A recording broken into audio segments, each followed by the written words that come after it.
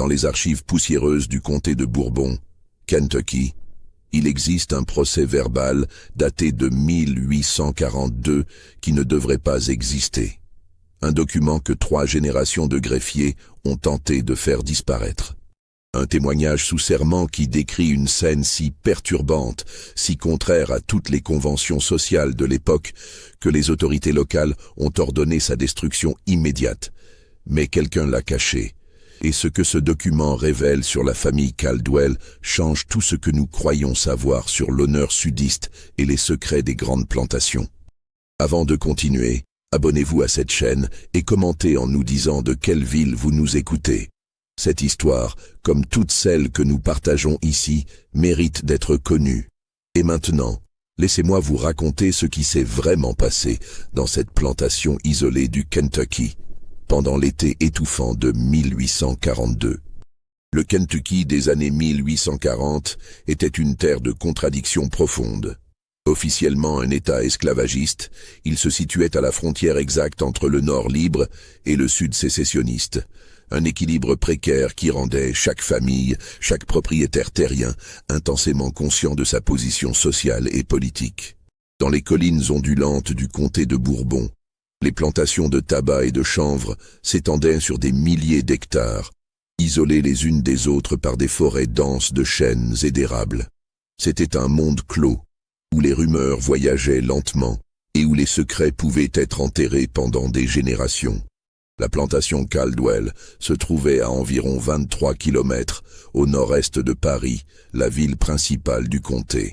Pour y accéder depuis la route principale, il fallait emprunter un chemin de terre rouge qui serpentait pendant près de 6 kilomètres à travers des bois si épais que même en plein midi, une pénombre verdâtre persistait. La demeure principale, construite en 1817, était une imposante structure de briques rouges à 2 étages, avec 6 colonnes blanches qui soutenaient un portique majestueux. Derrière la maison, alignées en 2 rangées parallèles, se trouvaient 16 cabanes d'esclaves, construites en rondins mal équarris et au toit de bardeaux grisâtres. Thomas Caldwell avait hérité de cette plantation en 1834, à la mort de son père Josiah. À 32 ans, il était considéré comme l'un des hommes les plus riches du comté, possédant 137 esclaves et près de 1200 hectares de terres cultivables. Grand, avec des cheveux châtains soigneusement peignés et une moustache épaisse selon la mode de l'époque, Thomas était respecté par ses pairs pour sa rigueur dans la gestion de sa propriété et sa fidélité aux traditions sudistes. Il était membre du conseil paroissial de l'église presbytérienne de Paris, où sa famille occupait le premier banc depuis 3 générations. En 1838, Thomas avait épousé Eleanor Fairchild, la fille cadette d'un riche marchand de Louisville. Eleanor avait alors 19 ans, 23 ans de moins que son mari. Les témoignages de l'époque la décrivent comme une jeune femme d'une beauté troublante, avec des cheveux noirs comme le charbon qui tombaient en boucles épaisses jusqu'au milieu de son dos, et des yeux d'un vert presque transparent qui semblaient voir à travers les gens. Mais ce qui frappait le plus chez Eleanor, selon les rares descriptions qui nous sont parvenues, c'était son intensité. Une sorte de fièvre intérieure qui transparaissait dans chacun de ses gestes, dans chaque mot qu'elle prononçait. Le mariage avait été arrangé, comme c'était l'usage. Le père d'Eleanor, endetté après de mauvaises spéculations sur le coton, avait besoin de l'alliance avec les Caldwell. Pour Thomas, épouser la fille d'une famille de Louisville renforçait son prestige social. Mais dès le début, quelque chose dans cette union semblait déséquilibré. Les domestiques de la maison principale, 2 femmes esclaves nommées Judith et Rebecca qui travaillaient comme cuisinières et femmes de chambre, racontèrent plus tard que Madame Caldwell passait des heures à errer seule dans la propriété, marchant pieds nus dans la rosée matinale, disparaissant parfois jusqu'au crépuscule, sans que personne ne sache où elle allait. Thomas, absorbé par la gestion de sa plantation, ne semblait pas remarquer l'étrangeté du comportement de sa femme. Il passait ses journées à cheval, inspectant les champs de tabac, négociant avec les marchands de Lexington, participant aux réunions du conseil du comté. Le soir, il se retirait dans son bureau pour tenir ses registres comptables avec une précision maniaque. Il buvait peu, parlait moins encore, et gouvernait sa maison avec la même autorité froide qu'il appliquait à ses esclaves. La structure sociale de la plantation Caldwell reflétait l'ordre rigide de toute l'institution esclavagiste du Sud. Au sommet, Thomas et Eleanor, séparés du reste du monde par un gouffre de privilèges et de pouvoir absolu. En dessous, une hiérarchie complexe parmi les esclaves eux-mêmes, les domestiques de la maison, considérés comme l'élite, puis les artisans, les contremaîtres noirs qui surveillaient les autres, et enfin les ouvriers agricoles qui travaillaient dans les champs du lever au coucher du soleil. Cette hiérarchie était maintenue par la violence, explicite ou implicite, et par un système de punition et de récompense qui gardait chacun à sa place. Parmi les esclaves de la plantation, 6 hommes occupaient des positions particulières. Ils travaillaient comme contremaîtres dans les différentes sections de la propriété, chargés de surveiller les autres esclaves et de rapporter à Thomas tout signe d'insubordination ou de paresse. Ces 6 hommes, Isaiah, Samuel, Moses, Elijah, Joshua et Daniel, avaient été choisis par le père de Thomas et avaient servi la famille Caldwell pendant des années. Ils étaient tous dans la trentaine ou la quarantaine, robustes, habitués au travail éreintant et à l'autorité qu'on leur avait déléguée. Dans la hiérarchie cruelle de l'esclavage, ils étaient à la fois oppresseurs et opprimés, bénéficiant de certains privilèges tout en restant propriété de leur maître. L'été 1842 fut particulièrement étouffant dans le Kentucky. Une chaleur humide et collante s'installa dès le mois de mai, transformant les journées en une succession interminable d'heures oppressantes où même l'ombre offrait peu de répit. Les nuits n'apportaient aucun soulagement, l'air restait chargé d'humidité, épais comme une couverture mouillée. Dans les champs, les esclaves travaillaient jusqu'à l'épuisement, plusieurs s'écroulant sous le soleil impitoyable. Thomas Caldwell, inflexible, refusait de réduire les heures de travail malgré les conditions extrêmes. C'est pendant cet été que Thomas commença à montrer les premiers signes de maladie. Au début, ce n'était rien de plus qu'une toux persistante, un râle dans la gorge qui le réveillait la nuit. Mais en juin, la toux s'aggrava, devenant plus profonde, plus déchirante. Thomas perdit du poids rapidement. Sa peau prit une teinte grisâtre, et une fièvre intermittente le clouait au lit pendant des jours entiers. Le docteur Harrington, appelé depuis Paris, diagnostiqua une inflammation des poumons, probablement aggravée par des années de tabagisme et par l'humidité constante de cette région du Kentucky. Au début du mois de juillet, l'état de Thomas se détériora dramatiquement. Il ne pouvait plus quitter son lit, respirant avec difficulté, chaque inspiration produisant un sifflement douloureux. Le docteur Harrington, lors de sa dernière visite le 8 juillet, prit Eleanor à part dans le corridor et lui dit sans détour que son mari n'avait plus que quelques semaines à vivre, peut-être seulement quelques jours. La maladie avait progressé trop rapidement, les poumons étaient irrémédiablement endommagés. Il ne restait plus qu'à attendre et à le garder aussi confortable que possible avec des doses régulières de laudanum pour atténuer la douleur. Eleanor écouta le diagnostic sans montrer la moindre émotion.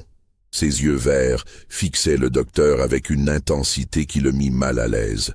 Quand il eut terminé, elle hocha simplement la tête et retourna dans la chambre où Thomas gisait, son souffle rauque emplissant la pièce d'un bruit sinistre.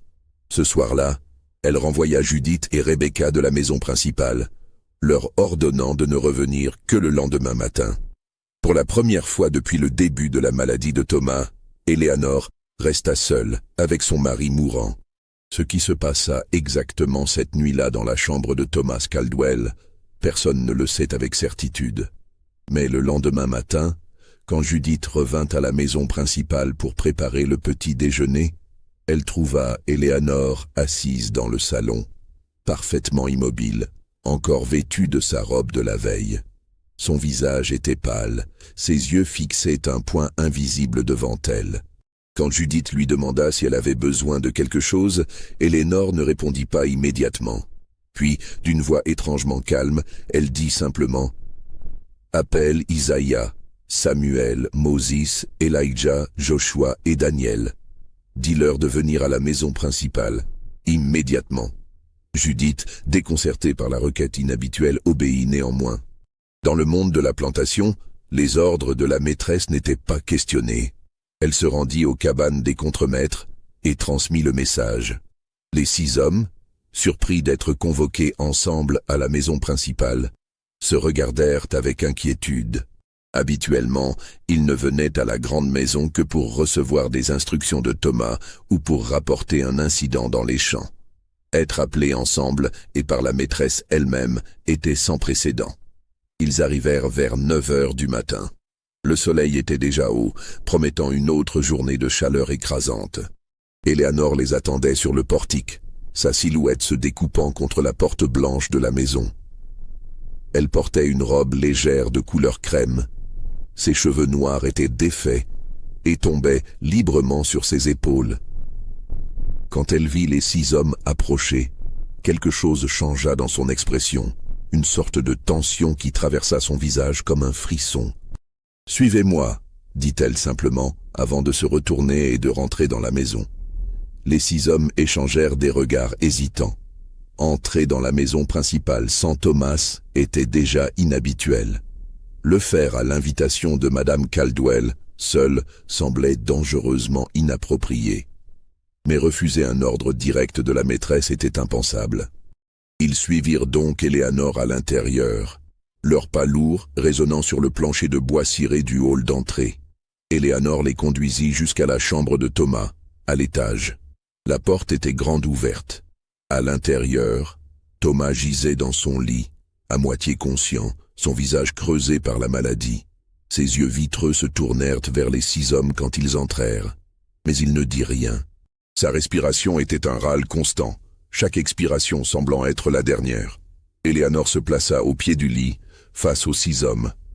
Le silence dans la pièce était total, brisé seulement par la respiration laborieuse de Thomas. Puis Éléanore parla, sa voix claire et ferme, sans la moindre hésitation. « Mon mari est en train de mourir, vous le voyez tous. Le docteur dit qu'il ne lui reste que quelques jours, peut-être moins. Pendant 4 ans, j'ai été son épouse. Pendant 4 ans, j'ai vécu dans cette maison, dans cette propriété, entouré de tout ce qu'il possède. Ses terres, ses récoltes.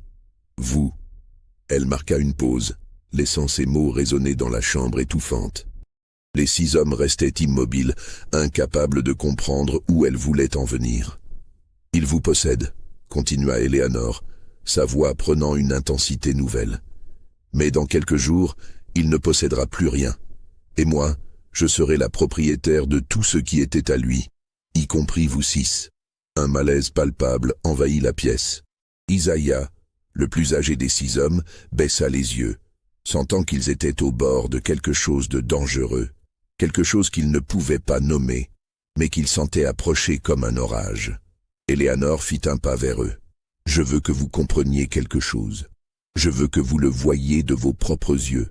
Je veux que mon mari le voie aussi, avant de mourir. » Elle commença alors à déboutonner sa robe, lentement, méthodiquement. Les 6 hommes reculèrent instinctivement, paniqués. C'était impossible, c'était impensable. Dans le sud de 1842, une femme blanche, une dame de la société, l'épouse d'un propriétaire de plantation, ne se déshabillait jamais devant des esclaves. C'était une transgression si fondamentale, si absolue, que les lois du Kentucky prévoyaient la mort immédiate pour tout esclave qui aurait simplement vu une femme blanche dans un état d'indécence, même involontairement. « Madame, non !» murmura Samuel, sa voix tremblante de terreur. « S'il vous plaît, ne faites pas ça. » Mais Éléanore ne s'arrêta pas. Elle laissa sa robe glisser sur ses épaules et tomber au sol. Dessous, elle ne portait rien. Son corps nu se révéla dans la lumière crue qui entrait par la fenêtre de la chambre. Les 6 hommes détournèrent immédiatement le regard, certains fermant même les yeux, leurs mains tremblantes, sachant qu'ils étaient déjà condamnés pour avoir simplement été présents dans cette pièce. « Regardez-moi » ordonna Éléanore, sa voix tranchante comme une lame. « Je vous ordonne de me regarder. » C'était un piège parfait. Ne pas obéir à un ordre direct de la maîtresse était punissable. Mais obéir signifiait commettre un crime pour lequel il pourrait être pendu ou fouetté à mort. Les 6 hommes restèrent figés, pris dans une terreur absolue. Du lit, un son étranglé s'échappa de la gorge de Thomas. Ses yeux, jusqu'alors vitreux, s'étaient élargis de choc et d'horreur. Il essaya de parler, mais seul un râle sanglant sortit de sa bouche. Il tenta de se lever, mais son corps affaibli ne répondit pas. Il ne pouvait que regarder, impuissant, ce qui se déroulait dans sa propre chambre. Ce qui suivit est décrit dans le témoignage de Judith, la cuisinière, qui fut interrogée 3 mois plus tard par un juge du comté. Selon son récit, elle entendit des cris venant de la chambre du maître vers 10 heures ce matin-là. Des cris aigus, désespérés, qui ne ressemblaient à rien qu'elle avait entendu auparavant. Puis un silence long et oppressant. Judith, terrorisée, n'osa pas monter voir ce qui se passait. Elle resta dans la cuisine, les mains tremblantes, priant pour que tout cela ne soit qu'un cauchemar. Vers midi, Eleanor descendit l'escalier. Elle était habillée, ses cheveux soigneusement coiffés, son visage calme et composé. Elle demanda à Judith de préparer le déjeuner et de le servir dans la salle à manger. Puis elle ajouta d'un ton détaché: « Monsieur Caldwell est décédé ce matin. Envoie quelqu'un chercher le docteur Harrington et le pasteur. » Judith resta pétrifiée, morte. Le maître était mort. Mais quelque chose, dans la manière dont Madame Caldwell avait annoncé la nouvelle, dans son calme absolu, dans l'absence totale d'émotion dans sa voix, glaça Judith jusqu'aux os. « Et les hommes, madame ?» demanda Judith, sa voix à peine un murmure. « Isaiah et les autres ?» Eleanor la regarda avec ses yeux verts transparents, et Judith vit quelque chose dans ce regard qui la fit reculer d'un pas. « Ils sont partis, » dit Eleanor simplement. « Je leur ai donné leur liberté. Ils ont quitté la plantation ce matin. » C'était un mensonge. Judith le savait. Elle avait été à la plantation toute la matinée. Elle n'avait vu personne partir, mais elle ne dit rien. Comment aurait-elle pu? Dans le monde où elle vivait, contredire la maîtresse était impossible. Le docteur Harrington arriva en fin d'après-midi. Il examina le corps de Thomas Caldwell et conclut que la mort était due à l'insuffisance pulmonaire, exactement comme il l'avait prédit. Il nota l'heure approximative du décès vers 10 heures du matin et signa le certificat de décès sans poser de questions. Le pasteur Whitfield vint ensuite, offrant ses condoléances à Eleanor et organisant les funérailles pour le surlendemain. Thomas Caldwell fut enterré dans le cimetière familial, à l'arrière de la propriété, sous un grand chêne. Les funérailles furent suivies par une 50aine de personnes, propriétaires terriens, marchands et membres de l'église presbytérienne.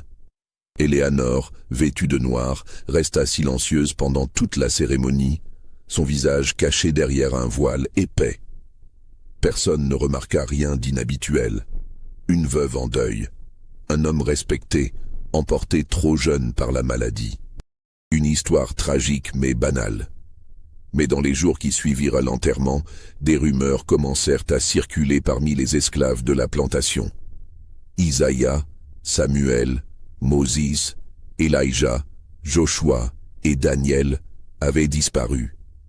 Aucun d'eux n'avait été vu depuis le matin de la mort du maître. Leurs cabanes étaient vides, leurs affaires personnelles intactes, comme s'ils s'étaient évaporés. Eleanor avait dit qu'elle leur avait donné leur liberté, mais il n'y avait aucun document, aucune trace écrite de cette libération. Et surtout, aucun des 6 hommes n'avait dit au revoir à qui que ce soit.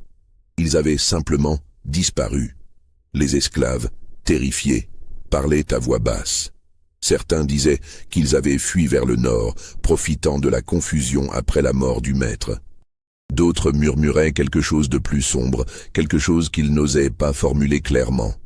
Quelque chose de terrible s'était passé dans la maison principale ce matin-là.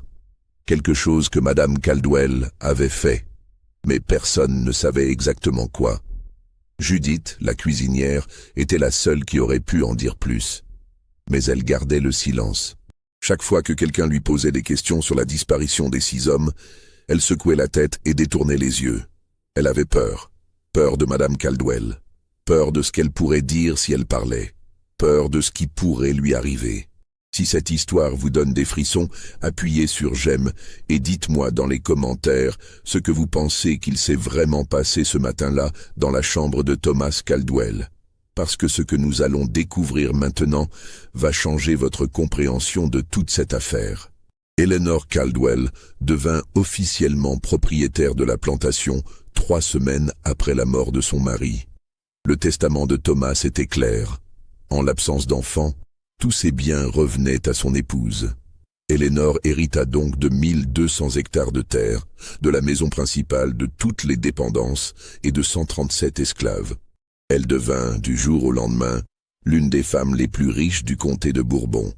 Mais le comportement d'Eleanor après avoir pris possession de la plantation alarma rapidement ses voisins et les notables de Paris.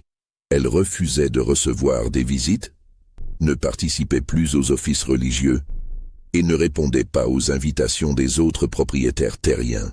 Elle restait enfermée dans la plantation, n'en sortant jamais. Quand des hommes d'affaires venaient la voir pour discuter de la vente du tabac ou pour proposer des accords commerciaux, elle les recevait froidement, répondant par monosyllabes, les congédiant rapidement. Plus troublant encore, Eleanor avait commencé à vendre ses esclaves. Au cours des 2 mois suivant la mort de Thomas, elle vendit près de 80 esclaves à des marchands itinérants, acceptant souvent des prix bien inférieurs à la valeur du marché. Les acheteurs, surpris par cette générosité inhabituelle, ne posèrent pas de questions. Mais les esclaves qui restaient sur la plantation étaient de plus en plus nerveux. Pourquoi madame vendait-elle autant de gens? Pourquoi si vite?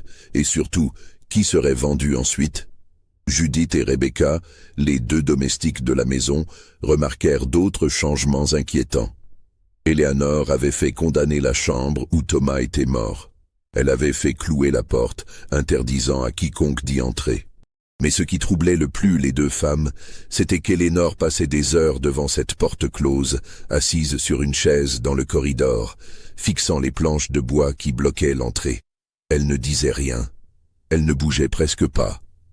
Elle restait là, immobile, comme si elle attendait quelque chose ou écoutait quelque chose que personne d'autre ne pouvait entendre. Elle dormait maintenant dans une petite chambre au rez-de-chaussée, à peine meublée, un espace qui avait autrefois servi de débarras.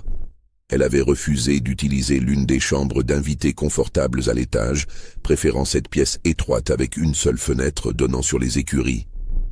Rebecca remarqua qu'Eleanor ne dormait presque jamais vraiment. Chaque fois qu'elle passait devant la chambre la nuit, elle voyait de la lumière sous la porte. Et parfois, très tard, elle entendait Eleanor marcher d'un bout à l'autre de la petite pièce, encore et encore, pendant des heures. Les heures diurnes n'étaient guère plus normales. Eleanor passait son temps assise dans le salon, regardant par la fenêtre sans dire un mot. Mais ce n'était pas le regard absent d'une personne perdue dans ses pensées. C'était quelque chose de plus intense, de plus concentré. Judith avait l'impression qu'Eleanor surveillait quelque chose, qu'elle guettait quelque chose au-delà de ce que les yeux ordinaires pouvaient voir. Parfois, Rebecca l'entendait parler seule, murmurant des phrases incompréhensibles dans la bibliothèque où Eleanor s'enfermait pendant des heures. Les mots étaient trop bas pour être distingués clairement, mais le rythme était étrange, presque comme une incantation ou une prière, répétée encore et encore avec une régularité hypnotique. Une fois, Rebecca osa entr'ouvrir légèrement la porte pour voir ce qui se passait. Eleanor était debout face aux étagères de livres, ses mains posées à plat contre le mur, sa tête penchée en avant, murmurant sans arrêt. Rebecca referma rapidement la porte, le cœur battant, terrifié, sans savoir exactement pourquoi.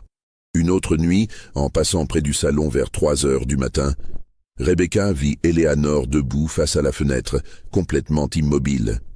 La lune était pleine cette nuit-là, et sa lumière argentée illuminait la silhouette d'Eleanor, transformant ses cheveux noirs en une masse d'ombre qui semblait flotter autour de sa tête.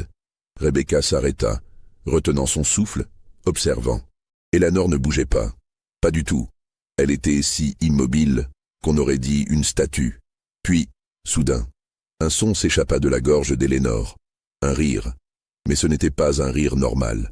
C'était un son aigu, presque enfantin, mais avec quelque chose de cassé dedans, quelque chose qui faisait penser à du verre brisé raclant sur de la pierre. Le rire dura plusieurs secondes, puis s'arrêta aussi brusquement qu'il avait commencé. Eleanor resta immobile encore quelques instants, puis se retourna lentement. Rebecca, paniquée, s'enfuit dans le corridor, son cœur cognant si fort qu'elle crut qu'il allait éclater. Elle ne parla jamais à personne de ce qu'elle avait entendu cette nuit-là. Comment aurait-elle pu expliquer ce rire? Comment aurait-elle pu décrire cette sensation de terreur pure qui l'avait envahie? Les repas d'Eleanor devinrent également une source d'inquiétude. Elle mangeait très peu, refusant la plupart des plats que Judith préparait. Mais ce qu'elle mangeait était étrange. Elle demandait des aliments spécifiques, des combinaisons qui n'avaient aucun sens. Du pain noir avec du miel et du vinaigre, des œufs crus mélangés avec du sucre et du sel. Une fois, elle demanda à Judith de lui préparer un bouillon fait uniquement d'os et d'herbes amères, qu'elle but lentement, ses yeux fermés, comme si elle savourait quelque chose que personne d'autre ne pouvait goûter. Plus troublant encore était son comportement envers les esclaves restants. Avant la mort de Thomas, Eleanor avait rarement interagi directement avec eux. Maintenant, elle passait des heures à les observer travailler dans les champs. Elle sortait de la maison tôt le matin et marchait le long des rangées de tabac, s'arrêtant de temps en temps pour regarder fixement un esclave particulier. Elle ne disait rien. Elle se contentait de regarder, ses yeux verts, scrutant le visage de la personne avec une intensité déconcertante. Les esclaves, terrifiés par cette attention, baissaient les yeux et continuaient à travailler, priant pour qu'elle passe à quelqu'un d'autre. Un jeune homme nommé Benjamin, qui travaillait comme palefrenier, raconta plus tard à Judith une expérience particulièrement troublante. Un matin, alors qu'il nettoyait les écuries, il sentit qu'on le regardait. Il se retourna et vit Madame Caldwell debout à l'entrée, immobile, l'observant. Il la salua poliment, comme on lui avait appris à le faire, et continua son travail. Mais elle ne bougea pas. Elle resta là, pendant ce qui lui sembla une éternité, simplement en train de le regarder. Benjamin sentit la sueur couler dans son dos, et ce n'était pas à cause de la chaleur. C'était une sueur froide, glaciale, née de la peur pure. Finalement, Eleanor parla. Sa voix était si basse qu'il dut tendre l'oreille pour l'entendre. « Tu savais » demanda-t-elle. Benjamin, confus, secoua la tête. « Je ne comprends pas, madame. » « Tu savais ce qu'ils ont fait, Isaiah et les autres? Tu savais ce qui s'est passé ce jour-là » Benjamin sentit son sang se glacer. Comment pouvait-il répondre à cela? Que savait-il vraiment? Seulement des rumeurs, des chuchotements dans l'obscurité. « Non, madame, » murmura-t-il, « je ne sais rien. » Eleanor le fixa encore quelques secondes, puis hocha lentement la tête. « Bien, » dit-elle, « c'est mieux ainsi. Ceux qui savent ne vivent pas longtemps ici. » Et puis elle se retourna et s'éloigna, laissant Benjamin tremblant dans l'écurie, le cœur battant à tout rompre. En septembre 1842, un homme nommé Silas Thatcher, propriétaire d'une plantation voisine à environ 15 kilomètres au sud, rendit visite à Eleanor. Thatcher était un homme dans la quarantaine, veuf depuis 2 ans, et cherchait à se remarier. Il venait proposer une alliance. En épousant Eleanor, il pourrait gérer la plantation Caldwell et unir leurs propriétés, créant ainsi l'une des plus grandes exploitations du comté. C'était, de son point de vue, une proposition raisonnable et mutuellement avantageuse. Eleanor le reçut dans le salon. Thatcher, confiant, présenta son offre avec éloquence. Il parla des bénéfices économiques, de la respectabilité sociale que cela apporterait à Eleanor, de la sécurité qu'elle trouverait dans un nouveau mariage.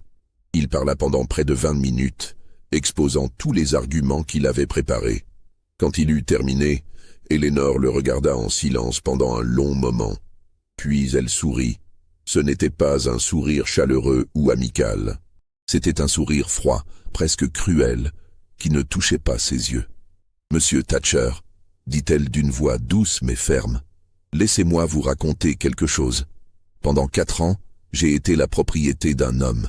Pendant 4 ans, j'ai vécu dans cette maison comme un meuble décoratif, sans voix, sans choix, sans existence, en dehors de ce que mon mari décidait pour moi. Et maintenant que je suis enfin libre, vous venez me proposer de devenir à nouveau la propriété d'un homme? Vous pensez vraiment que je vais accepter? Thatcher, décontenancé, balbutia une réponse. Madame Caldwell, je ne voulais pas vous offenser.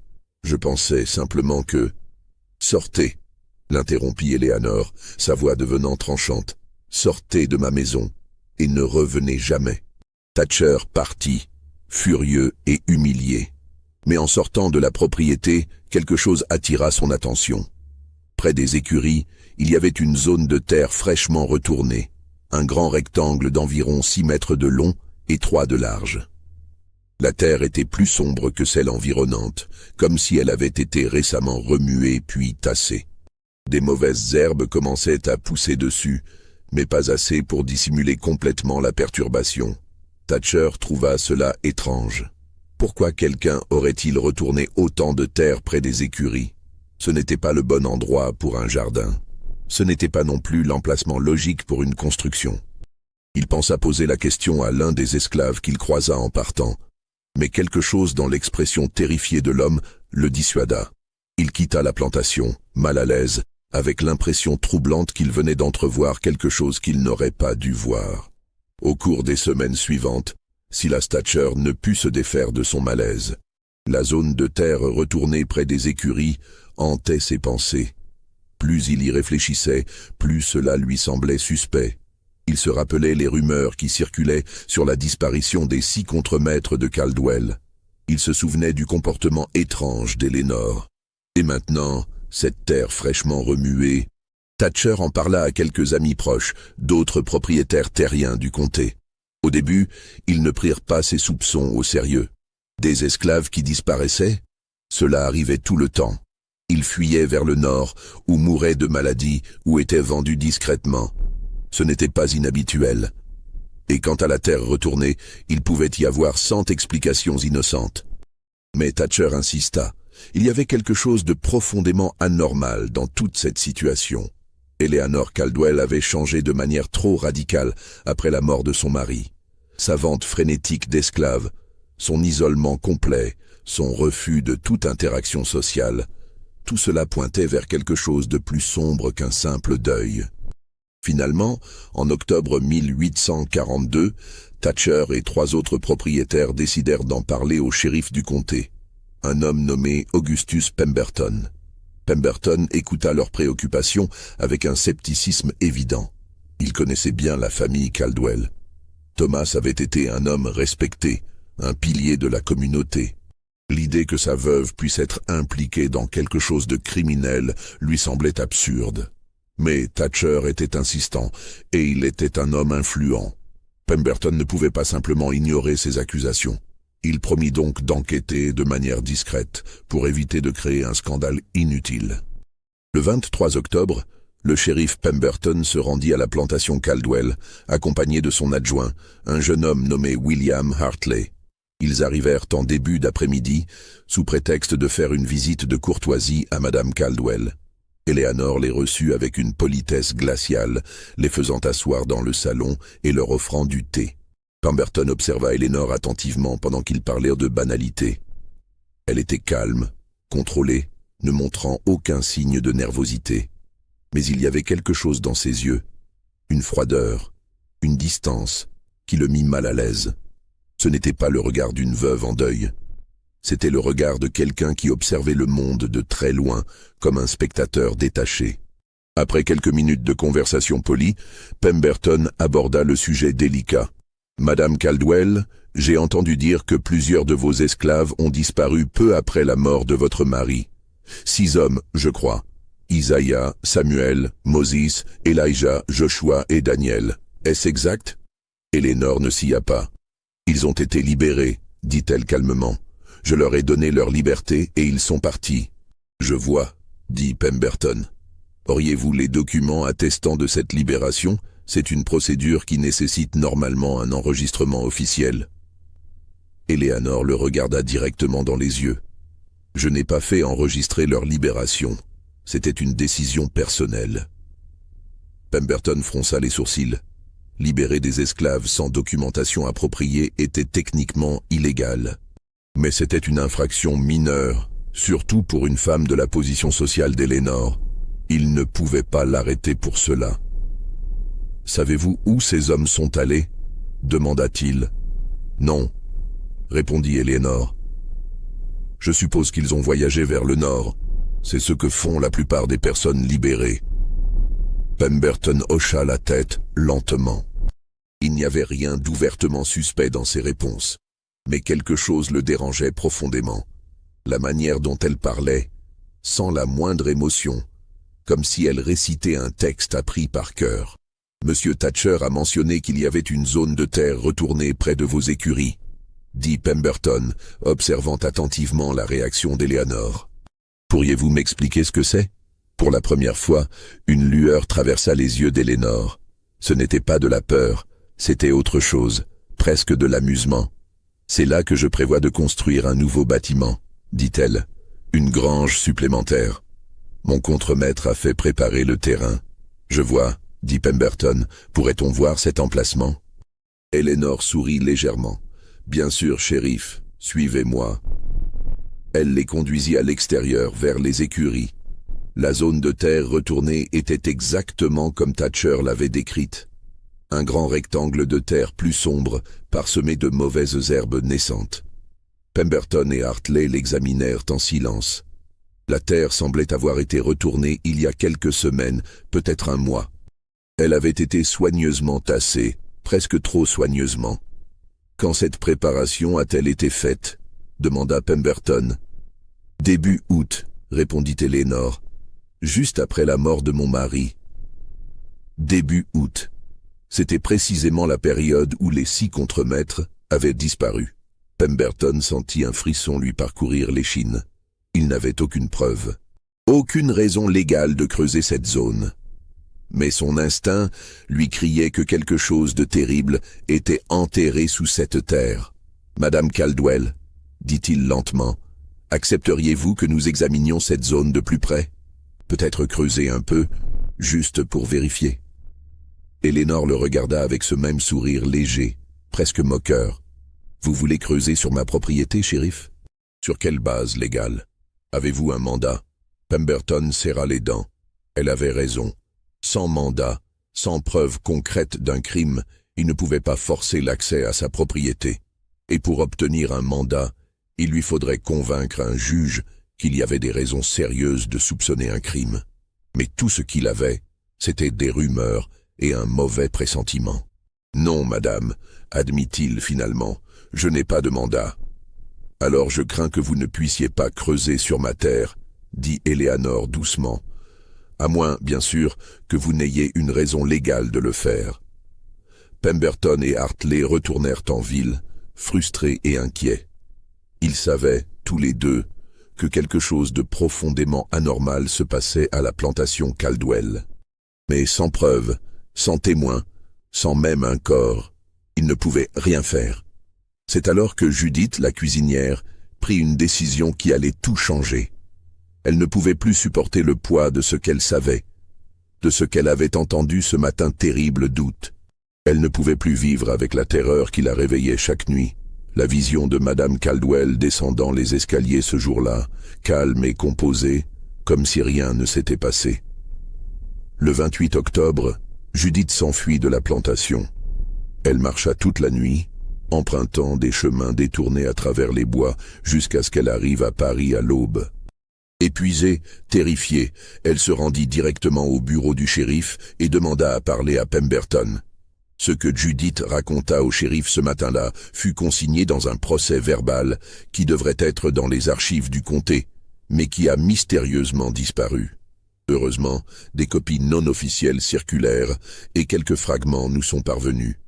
Selon Judith, voici ce qui s'était passé le matin du 8 août 1842. Eléanor avait convoqué les 6 contremaîtres dans la chambre de Thomas. Judith avait entendu leurs pas lourds monter l'escalier, puis la porte de la chambre se fermer. Pendant quelques minutes, il y eut du silence. Puis Judith entendit la voix d'Eléanor, claire et forte, donnant des ordres. Elle ne pouvait pas distinguer les mots exacts, mais le ton était impérieux, sans équivoque. Ensuite, il y eut un cri. Un cri terrible, déchirant, qui venait de la chambre. C'était la voix de Thomas. Judith reconnut immédiatement ce son. C'était un cri d'agonie, de choc absolu, le cri d'un homme confronté à quelque chose d'incompréhensible. Le cri dura longtemps, se transformant progressivement en sanglots étranglés, puis en silence. Un silence lourd, oppressant. Judith, paralysée de peur dans la cuisine, n'osa pas bouger. Elle attendit, les mains tremblantes, écoutant les bruits venant d'en haut. Elle entendit des mouvements, des murmures, puis à nouveau le silence. Vers 11 heures, Eleanor descendit. Elle était habillée, calme, et annonça que Thomas était mort. Mais Judith remarqua quelque chose. Les ongles d'Eleanor étaient cassés, comme si elle avait gratté ou creusé quelque chose. Il y avait de la terre sous ses ongles. De la terre. Plus tard dans la journée, après l'arrivée du docteur et du pasteur, Judith vit quelque chose d'autre. Par la fenêtre de la cuisine, elle vit 2 esclaves, sous la supervision d'Eleanor, transporter quelque chose de lourd enveloppé dans des draps vers la zone près des écuries. Ils transportèrent 6 paquets en tout. 6. Puis Eleanor les fit creuser. Ils creusèrent toute la nuit, sous la lumière de lanterne. Judith les observa depuis la fenêtre, trop terrifiée pour détourner le regard. Quand ils eurent terminé, Eleanor fit quelque chose d'horrible. Elle fit abattre les 2 esclaves qui avaient creusé. Elle les fit abattre par un 3e esclave, un homme nommé Jacob, qui obéit parce qu'il n'avait pas le choix. Puis Eleanor fit enterrer ces 2 hommes également, dans la même fosse. Et Jacob? Eleanor le vendit le lendemain à un marchand itinérant qui partait pour le sud profond, vers la Louisiane. Jacob disparut, emportant avec lui le secret de ce qu'il avait fait cette nuit-là. Judith termina son récit en sanglotant. « Je sais ce qu'elle a fait, monsieur le shérif. Je ne l'ai pas vu de mes propres yeux, mais je sais. Elle les a forcés. Elle a forcé ces 6 hommes à faire quelque chose d'horrible avec elle devant son mari mourant. Et quand c'était fini, elle les a fait tuer et enterrer. Tous les 8. Les 6 contremaîtres et les 2 qui ont creusé. Tous morts, tous enterrés là-bas. » Pemberton écouta en silence, son visage devenant de plus en plus pâle. Si ce que Judith disait était vrai, alors Eleanor Caldwell n'était pas simplement une veuve excentrique. Elle était une meurtrière. Et ce qu'elle avait fait avant les meurtres était peut-être encore plus monstrueux. Mais Pemberton se retrouvait face à un problème énorme. Judith était une esclave. Selon la loi du Kentucky, le témoignage d'un esclave ne pouvait pas être utilisé contre une personne blanche devant un tribunal. Légalement, les mots de Judith ne valaient rien. Cependant, son témoignage donnait à Pemberton la justification dont il avait besoin pour obtenir un mandat. Il se rendit immédiatement chez le juge Cornelius Brennan et lui exposa la situation. Brennan, choqué par les accusations, émit un mandat autorisant Pemberton à fouiller la propriété Caldwell et à exhumer la zone près des écuries. Le 30 octobre 1842, Pemberton retourna à la plantation avec 6 hommes et des pelles. Eleanor les reçut sur le portique, son visage toujours calme, ses yeux verts observant le groupe sans la moindre trace de peur. « Shérif Pemberton, dit-elle d'une voix douce, quelle surprise! Que me vaut cet honneur ?» Pemberton lui tendit le mandat. « Madame Caldwell, nous avons l'autorisation de fouiller votre propriété. Plus spécifiquement, la zone de terre retournée près de vos écuries. » Eleanor prit le document et le lut lentement. Puis, elle leva les yeux vers Pemberton et sourit. Ce sourire glaça le sang du shérif. Ce n'était pas le sourire d'une femme effrayée ou même en colère. C'était le sourire de quelqu'un qui savait quelque chose que les autres ignoraient. « Faites ce que vous devez faire, shérif, » dit-elle simplement, avant de retourner dans la maison. Pemberton et ses hommes se rendirent à la zone près des écuries. Ils commencèrent à creuser, leurs pelles mordant dans la terre sombre. Ils creusèrent pendant des heures, sous le soleil déclinant d'octobre. La terre était compacte, tassée avec soin, et le travail était éreintant. L'air était devenu lourd, chargé d'humidité, et des nuages gris s'accumulaient à l'horizon, promettant de la pluie. À mesure qu'ils creusaient, une odeur commença à s'élever de la terre, Au début, c'était à peine perceptible, juste une légère note de décomposition mêlée à l'odeur de terre humide.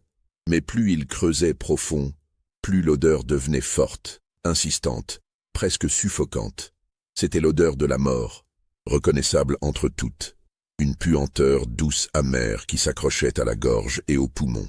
L'un des hommes, un jeune adjoint nommé Michael Hendricks, dut s'arrêter pour vomir au bord de la fosse. Les autres continuèrent, leurs visages pâles, leurs mouchoirs pressés contre leur nez et leur bouche. Pemberton lui-même sentit son estomac se retourner, mais il se força à continuer. Il devait savoir. Il devait voir de ses propres yeux ce qui était enterré là. Puis, à environ 1,50 m de profondeur, la pelle de Hartley heurta quelque chose de dur. Pas de la pierre, quelque chose de différent. Il gratta soigneusement la terre autour de l'objet et révéla un crâne humain, partiellement décomposé, les orbites vides fixant le ciel gris au-dessus d'eux. Les hommes reculèrent instinctivement, le souffle coupé. Pemberton s'agenouilla au bord de la fosse et examina le crâne avec attention. C'était celui d'un homme adulte, la mâchoire encore partiellement attachée au reste du crâne par des ligaments desséchés. Des lambeaux de chair noircie adhéraient encore à certaines parties de l'os. « Continuez », ordonna Pemberton, sa voix rauque. « Dégagez tout. Mais faites attention. Nous devons documenter exactement ce que nous trouvons. » Ils continuèrent à creuser avec plus de précaution maintenant, utilisant leurs mains autant que leurs outils pour dégager soigneusement la terre. Ce qu'ils découvrirent les remplit d'horreur. Des os humains, beaucoup d'os, mais pas en désordre, comme on aurait pu s'y attendre dans une fosse commune hâtive. Non. Ils étaient arrangés avec soin, selon un motif délibéré qui devint de plus en plus évident à mesure qu'ils les dégageaient. 8 squelettes complets, 8 corps qui avaient été placés dans cette fosse avec une précision troublante. Au fond, 6 squelettes étaient disposés en cercle parfait, leurs têtes pointant vers l'extérieur, leurs pieds se touchant presque au centre. Les corps étaient tous dans des positions similaires, couchés sur le dos, les bras le long du corps. Sur certains squelettes, des lambeaux de vêtements grossiers subsistaient, des restes de pantalons et de chemises de travail. Des esclaves. Au centre exact de ce cercle de 6 corps se trouvait un 7e squelette. Celui-ci était différent. Les os étaient plus blancs, moins décomposés, et surtout, les restes de vêtements étaient clairement ceux d'un homme riche. Un gilet de soie noirci par le temps et la terre, des boutons en argent terni, des chaussures en cuir fin, presque entièrement désintégrées, mais encore reconnaissables. Et sur l'un des doigts osseux de la main gauche, une alliance en or, gravée à l'intérieur avec les initiales TC et une date, juin 1838, Thomas Caldwell. Mais ce n'était pas tout. Les 2 derniers squelettes étaient au-dessus des autres, comme s'ils avaient été jetés dans la fosse en dernier. Ces corps-là n'étaient pas arrangés avec soin. Ils étaient simplement entassés, bras et jambes emmêlés, leurs crânes brisés à l'arrière, là où les balles étaient entrées. Pemberton resta immobile pendant un long moment, regardant cette scène macabre. Hartley se tenait à côté de lui, son visage vert, luttant pour ne pas vomir à nouveau. Les autres hommes s'étaient écartés de la fosse, certains priant à voix basse, d'autres détournant simplement le regard. « Mon Dieu !» murmura Hartley. « Qu'est-ce qu'elle a fait? Qu'est-ce qu'elle leur a fait ?» Pemberton ne répondit pas immédiatement. Il essayait de comprendre ce qu'il voyait. Ce n'était pas une simple fosse commune. Ce n'était pas le résultat d'une tuerie chaotique. C'était quelque chose de calculé, de planifié, avec une précision terrifiante. Les 6 hommes en cercle, Thomas au centre, comme dans une sorte de rituel macabre. Comme si elle avait voulu créer une image, un message, quelque chose qui resterait même après que les corps soient devenus poussière. Pemberton remarqua autre chose. Les mains du squelette central, celui de Thomas, étaient positionnées de manière étrange. Elles n'étaient pas le long du corps comme les autres. Elles étaient levées, les doigts crispés, comme s'il avait essayé d'attraper quelque chose ou de se protéger de quelque chose. Les os des doigts était brisé, fracturé dans plusieurs endroits, comme s'il avait griffé frénétiquement quelque chose dans ses derniers moments. Il était vivant quand ils l'ont enterré, dit soudainement l'un des hommes, un fermier local nommé Josiah Green, qui avait aidé à creuser. Sa voix tremblait. Regardez ses mains. Il a essayé de sortir. Non, dit Pemberton lentement, examinant plus attentivement le squelette. Non, il était déjà mort quand il a été enterré. Ces fractures, elles sont survenues avant, pas après l'enterrement. Regardez la position du corps. S'il avait été enterré vivant, il aurait été sur le côté, recroquevillé, essayant de creuser vers le haut. Mais il est sur le dos, les jambes droites. Il était déjà mort. Alors pourquoi ses mains sont comme ça? Demanda Hartley. Pemberton secoua la tête. Il ne voulait pas dire ce qu'il pensait. Il ne voulait pas imaginer ce qui avait pu provoquer cette position des mains, cette expression de terreur figée même dans la mort. Mais il ne pouvait pas s'en empêcher. Thomas Caldwell était mort en essayant de repousser quelque chose, de se protéger de quelque chose qu'il voyait devant lui, quelque chose qui l'avait terrifié au-delà de toute compréhension. La pluie commença à tomber alors qu'il terminait d'extraire les corps. D'abord doucement, puis de plus en plus fort, transformant la terre rouge en une boue épaisse et glissante. Les hommes travaillèrent rapidement, enveloppant chaque squelette dans des draps et les transportant vers des charrettes couvertes. Le travail prit des heures, et quand ils eurent terminé, la nuit était tombée et ils étaient tous trempés jusqu'aux os, couverts de boue et de l'odeur persistante de la mort. Pemberton ordonna qu'on monte une garde autour de la fosse pendant la nuit. Il ne voulait pas que quelqu'un vienne perturber la scène. Mais surtout, il ne voulait pas laisser cette horrible cavité béante sans surveillance dans l'obscurité.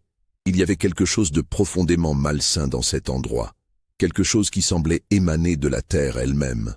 Il retourna à la maison principale et trouva Eleanor assise dans le salon, lisant un livre comme si de rien n'était. « Madame Caldwell, » dit Pemberton, sa voix tremblante de colère et de dégoût, « nous avons trouvé les corps, 8 corps, y compris celui de votre mari. » Eleanor leva les yeux de son livre. « Vraiment ?» dit-elle calmement. « Comme c'est intéressant. »« Vous allez devoir venir avec moi, » dit Pemberton. « Vous êtes en état d'arrestation pour meurtre. » Eleanor ferma son livre et se leva gracieusement. « Bien sûr, shérif. Mais puis-je vous poser une question avant que nous partions ?» Pemberton, décontenancé, hocha la tête. Eleanor s'approcha de lui si près qu'il pouvait sentir son parfum. « Pensez-vous vraiment que la vérité vous libérera ?» demanda-t-elle doucement. « Pensez-vous vraiment que les gens de ce comté voudront savoir ce qui s'est réellement passé? Ce que j'ai fait, ce que votre cher Thomas Caldwell méritait ?» Pemberton recula d'un pas, troublé par l'intensité dans ses yeux. « Ils ne voudront pas savoir, » continua Eleanor. « Parce que ce que j'ai fait, ce que je les ai forcés à faire, détruit tout ce en quoi votre belle société sudiste prétend croire. L'honneur, la pureté, la hiérarchie sacrée entre les races. J'ai pris tout cela et je l'ai souillé de la manière la plus profonde possible. J'ai forcé 6 esclaves noirs à violer leur maître blanc mourant sous mes yeux pendant que je me donnais à eux devant lui. Et vous savez ce qui est le plus beau dans tout cela, shérif ? » Elle se pencha encore plus près, murmurant directement à son oreille. « Il a tout vu, il était conscient, il a tout vu, et il ne pouvait rien faire. Pendant 4 ans, il m'a possédé. Pendant 4 ans, il m'a traité comme un objet. Et dans ces dernières heures, je lui ai montré ce que signifiait vraiment être impuissant. Je lui ai montré ce que c'était d'être détruit, humilié, réduit à rien. Et maintenant, vous allez raconter ça à tout le monde ? Vous allez expliquer devant un tribunal ce qui s'est passé dans cette chambre. » Pemberton resta silencieux, le visage livide. Eleanor avait raison. Comment pourrait-il expliquer cela? Comment pourrait-il témoigner devant un juge et un jury de ce qui s'était réellement passé? La société du Kentucky de 1842 n'était pas prête à entendre une telle histoire. Elle ne voulait pas entendre parler d'une femme blanche qui avait orchestré quelque chose d'aussi transgressif, d'aussi révolutionnairement destructeur. « Vous les avez tués, dit finalement Pemberton, sa voix faible. Les 6 hommes. Vous les avez fait tuer. Oui, admit Eleanor sans hésitation. Je ne pouvais pas les laisser vivre. Ils auraient à parler. Ou pire, ils auraient été punis pour ce que je les avais forcés à faire. Alors je les ai fait tuer, rapidement, sans douleur. C'était plus de miséricorde qu'ils n'en ont jamais reçu de mon mari. Et Thomas ? Demanda Pemberton. Comment est-il mort exactement ? Eleanor sourit. Son cœur s'est arrêté. Le choc, je suppose, ou peut-être la honte, ou simplement le fait que son corps malade n'a pas pu supporter de voir tout ce en quoi il croyait se désintégrer devant lui. Je ne sais pas. Tout ce que je sais, c'est qu'il est mort en regardant ce que j'avais fait. Et je ne regrette rien. Eleanor Caldwell fut jugée en janvier 1843. Le procès dura 3 jours et devint l'un des événements les plus controversés de l'histoire du Kentucky. Mais ce qui est remarquable, c'est ce qui ne fut pas dit pendant le procès. Le procureur, un homme nommé Richard Dalton, choisit de ne pas détailler exactement ce qui s'était passé dans la chambre de Thomas Caldwell le matin du 8 août. Il se contenta de dire qu'Eleanor avait commis des actes d'une nature si dépravée et contraire aux lois de Dieu et des hommes qu'ils ne peuvent être répétés dans une cour de justice. Il accusa Eleanor du meurtre des 6 contremaîtres et des 2 autres esclaves, et de la profanation du corps de son mari. L'avocat de la défense, un jeune homme nommé Marcus Tran, qui avait été assigné d'office pour représenter Eleanor, ne dit presque rien. Eleanor elle-même refusa de témoigner. Elle resta assise pendant tout le procès, calme et composée, observant les procédures avec le même détachement qu'elle aurait observé une pièce de théâtre. Le jury, composé de 12 hommes blancs, tous propriétaires terriens ou marchands, délibéra pendant moins d'1 heure. Ils la trouvèrent coupable de tous les chefs d'accusation. Le juge Brennan la condamna à mort par pendaison. Mais avant que la sentence puisse être exécutée, quelque chose d'étrange se produisit. Dans la nuit du 27 janvier, Eleanor Caldwell fut retrouvée morte dans sa cellule. Selon le rapport officiel, elle s'était pendue avec un drap déchiré. Mais plusieurs témoins, dont le gardien de la prison, racontèrent une version différente. Ils dirent qu'Eleanor était déjà morte quand ils entrèrent dans sa cellule ce matin-là, étendue sur son lit, un sourire paisible sur le visage. Aucune marque de strangulation, aucun signe de violence. Simplement morte. Le docteur qui examina le corps ne put déterminer la cause du décès. Il nota seulement que son cœur s'était arrêté pendant la nuit pour des raisons inconnues. Eleanor Caldwell fut enterrée dans une tombe anonyme, loin du cimetière familial des Caldwell. Les autorités du comté voulaient que son histoire soit oubliée, effacée de l'histoire locale. Ils scellèrent les archives du procès, ordonnèrent la destruction du procès-verbal original contenant le témoignage de Judith et interdirent aux journaux locaux de mentionner les détails de l'affaire. La plantation Caldwell fut vendue aux enchères. Silas Thatcher l'acheta pour une fraction de sa valeur.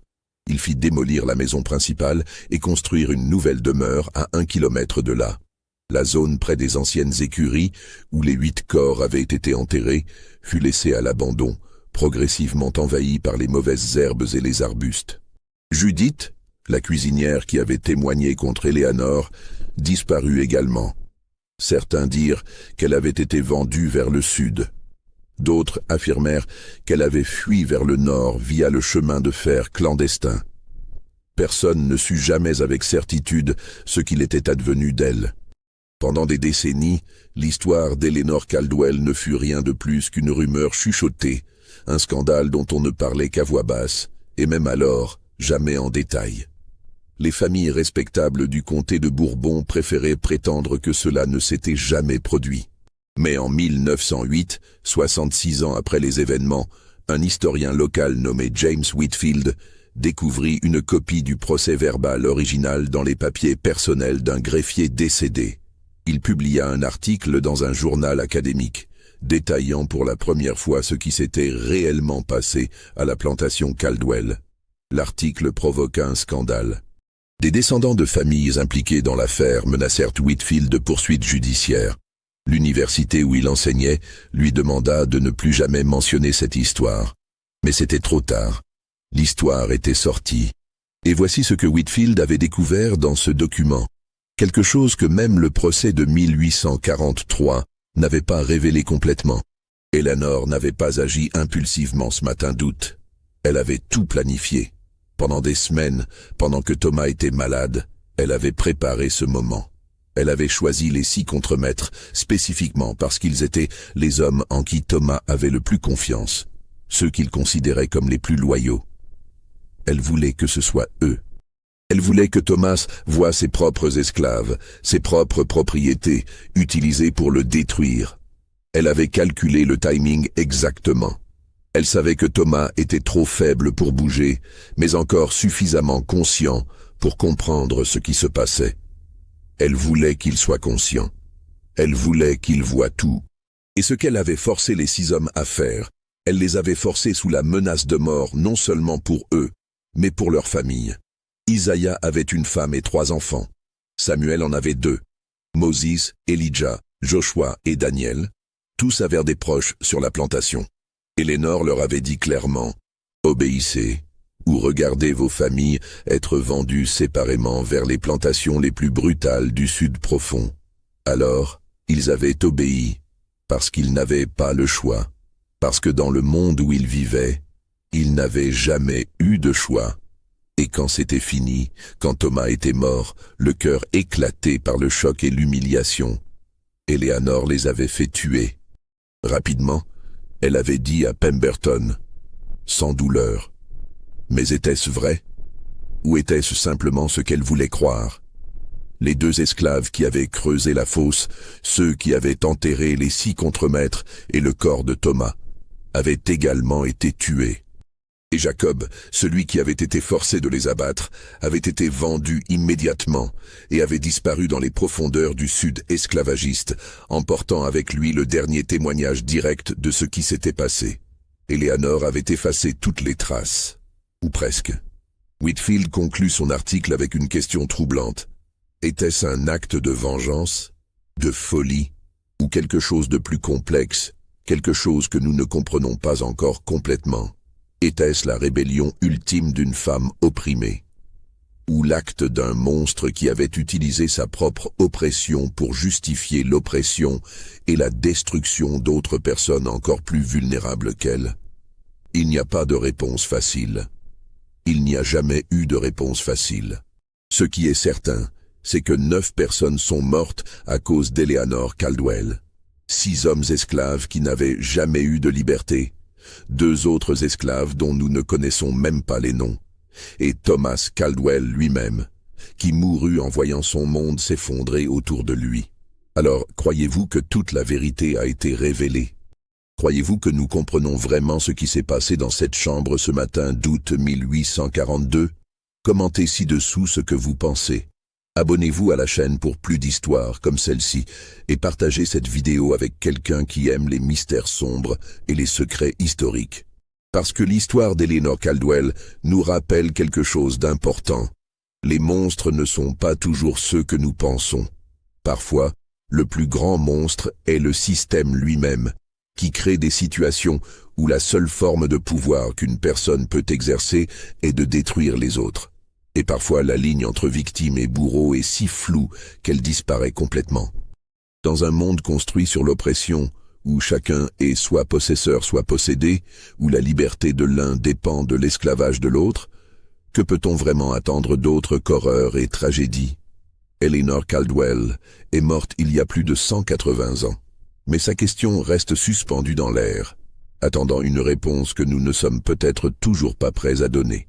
Qu'auriez-vous fait à sa place, à la place des 6 contremaîtres, à la place de Judith qui a vu et qui savait, à la place de Pemberton qui devait décider quoi révéler et quoi cacher? Il n'y a pas de bonne réponse, il n'y en a jamais eu, et c'est peut-être cela finalement l'histoire la plus terrifiante de toutes.